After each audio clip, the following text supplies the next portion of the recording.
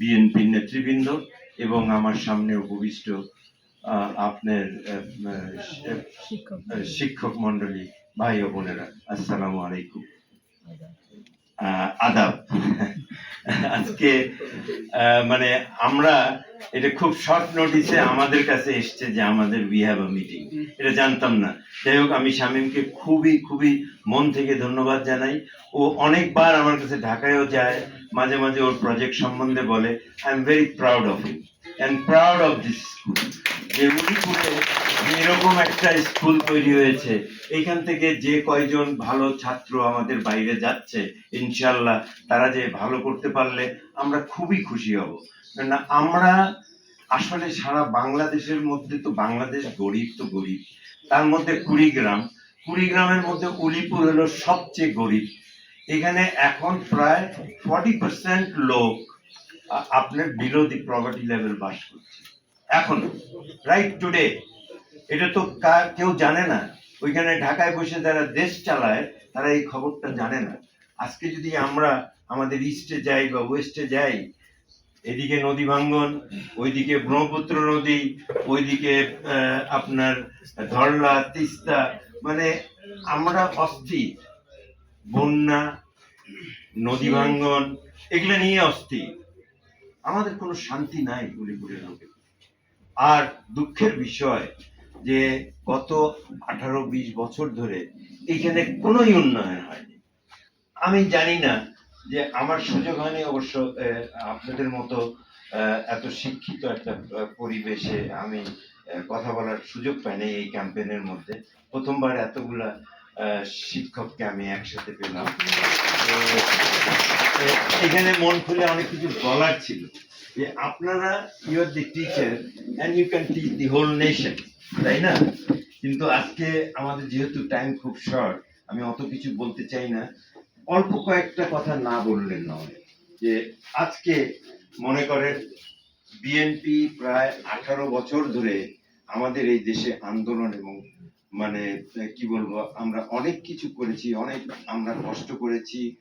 18 বছর পর যখন গত 24 সালে যখন এই 5ই অগস্ট এই আমি বলবো ছাত্র জনতা এবং সাধারণ মানুষের এই যে আন্দোলনে যে একটা পলিটিক্যাল পরিবর্তন আসলো, এই যে পরিবর্তনটা আসলো এবং এই পরিবর্তনের সাথে একটা সরকার চলে গেল এবং একটা তত্ত্বাবধায়ক বা ইন্টিরিয়াম গভর্নমেন্ট একটা আসলো। So this is the history in short. তো এই যে ইন্টিরিয়াম গভর্নমেন্ট এখন যেটা বলেছেন, তারা একটা সুষ্ঠু নির্বাচন দিবে, সুষ্ঠু এবং শান্তিপূর্ণ এবং ফ্রি ফেয়ার ইলেকশন দিবে। তো হোয়াট ইজ দিস? আমরা আমাদের নেত্রী বেগম খালেদা জিয়া, যাকে আপসহীন নেত্রী বলা হয়, সে কিন্তু এই পুরো 18 বছর এই সংগ্রাম করে গেছেন খালি এই ভোটের অধিকারটা, ভোটের অধিকার, যে সুষ্ঠু একটা নির্বাচন এবং সুষ্ঠুভাবে যাতে আমরা ভোট দিতে পারি। আর দ্বিতীয় হলো আমাদের বাক অধিকার, আমাদের বলার অধিকার, আমাদের শান্তিতে বসবাস করার অধিকার। আমরা যে কালকে গুম হয়ে যাব না, খুন হয়ে যাব না, এটার একটা নিশ্চয়তা, এটার একটা আমাদের, আমরা চাই এই প্রোটেকশনটা। তো এই কয়টা জিনিস আমরা বেসিক্যালি পেয়েছি। আমরা তো এই কয়দিনের ভিতরে আর বেশি উন্নয়ন আশা করতে পারি না এই সরকারের কাছে। এটা একটা ইন্টিরিয়াম গভর্নমেন্ট, তারা কোনো লং টার্ম প্ল্যান নিতে পারছে না। বাট এটার যে রেজাল্ট হিসেবে যে আমরা যে এবার ইলেকশন করছি, আমাদের আপনারা জানেন যে তারেক রহমান এসেই উনি বলেছেন যে I have a plan, and actually he does have a plan. He has a plan based on the historical dreams আমাদের শহীদ প্রেসিডেন্ট জিয়া রহমান এবং আমাদের ম্যাডামের যে সমস্ত অসমাপ্ত কাজ এবং তাদের যে স্বপ্নগুলো ছিল বাংলাদেশের, সেটাই সে এখানে পরিবর্তন করতে চায়, এইসব জিনিস ইমপ্লিমেন্ট করতে চায়। ওনার একদম খাল কাটা প্রোগ্রাম থেকে আরম্ভ করে আমাদের অনেকগুলো প্ল্যান অলরেডি হয়ে গেছে। One by one the plans are coming, আপনারা সকলেই দেখতে পারবেন। এটা আমার মনে হয় বাংলাদেশে বিএনপি ছাড়া এই সময় অন্য কোনো পার্টি কোনো নেতৃত্ব দিয়ে এই দেশের সমস্যার সমাধান করতে পারবে না। 1 নম্বর, তাদের কোনো অভিজ্ঞতা নাই। 2 নম্বর, তারা কোনোদিনও সরকারে বা ওরকম সরাসরি সরকার চালানোর একদমই তাদের অভিজ্ঞতা নাই। তো এটা না থাকলে সরকার চালাতে গেলে অনেক অসুবিধা হবে।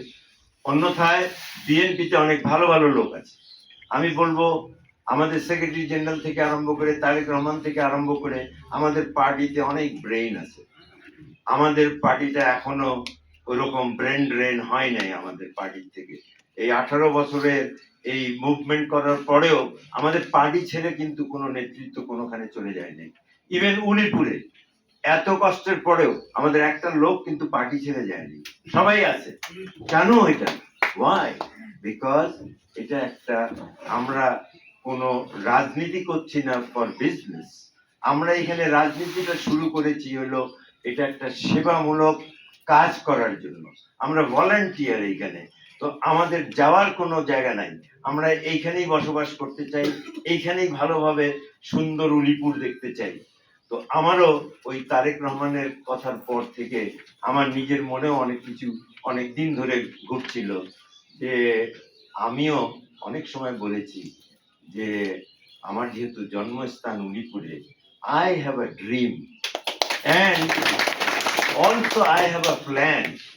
Not only a dream, dream has to be there, কিন্তু ড্রিমটাকে আপনাকে সত্যিকার স্টেজে নিয়ে যেতে হলে আপনার প্ল্যান থাকতে হবে। তো উই হ্যাভ আ প্ল্যান। উলিপুরের জন্য আজকে আপনার অনেকের হাতে দেখছি, আপনারা দেখছেন, এটা besides our national plan. National plan আমরা আজকে আর আলাপ করতে চাচ্ছি না। আমাদের এখানে এখন লোকজন বেশি ইন্টারেস্টেড, বিকজ তারা 18 বছর ধরে এখানে টোটালি বঞ্চিত, সব ধরনের কার্যক্রম থেকে তারা বঞ্চিত। তো আমি এটাই বলতে চাই